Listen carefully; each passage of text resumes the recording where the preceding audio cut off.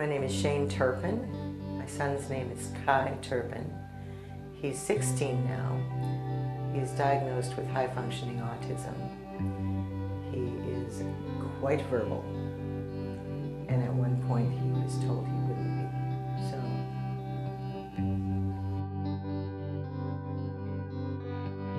So, Molly Adams.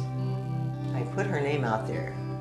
She was with, originally it was Judavine and then went to Touch Point, and she was our in-home specialist that came to teach us and teach us about how Kai thinks and how to work with him. And she was angelic. So we went to meet him, and I played with him for a while, and he was just adorable. He was meant to be a Turpen. And even with the impetigo, he was really attentive, like he'd never had attention before. He was like, "You're looking at me? You're really looking at me?" And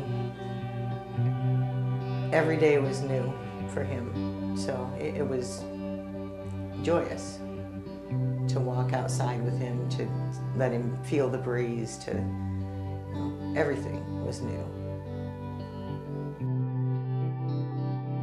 And start their education right off the bat. When people tell you they can't do something, your child's not going to actively ignore them and turn and walk away. You don't have to say bad things to them, because that doesn't help, because, they don't get it. But just ignore them and put it out of your mind and just keep going.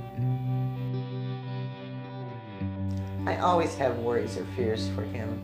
I worry that he's not going to get what I think he deserves. People all along the way have said he's not going to amount to anything. My own father said, he's not going to amount to anything. At which point I'd been at his house. Kai and I had been there for like 5 weeks assisting him after surgery. We left the next day. People assume that he doesn't understand what he's doing, what he's hearing. They assume that he's unintelligent, and that is so not true. That's a lovely feeling. All the research that I did online about autism and reading about his diagnosis, and then people that we knew said, "Oh, he has autism. Wow, that's too bad." You just have to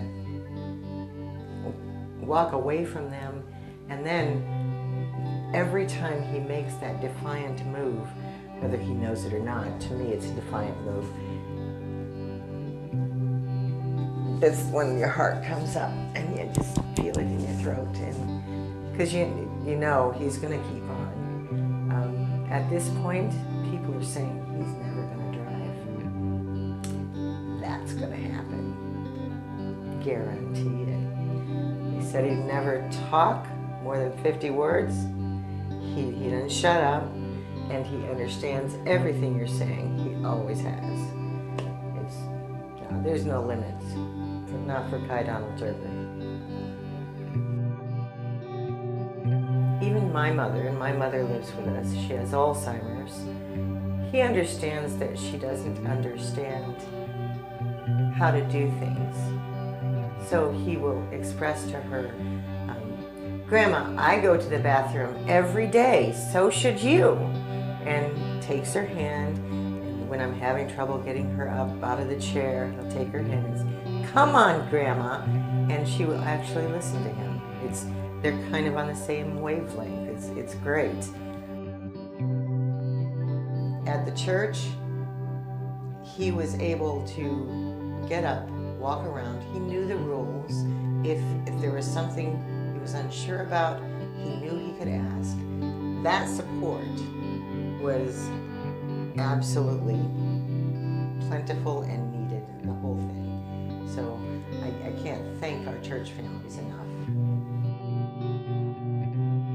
Never let him go. Spend more time with him. holding as much as you can. I think holding is that bond that a child has to have, and he didn't get it the first 2 years of his life. He has scars on the back of his head because they tied him into the crib. So definitely didn't get the attention that he needed. He just, when he figured out, like a week after we adopted him, he figured out that he could cry and we could come. He actually got a smile on his face. It was the first smile I'd seen on his face.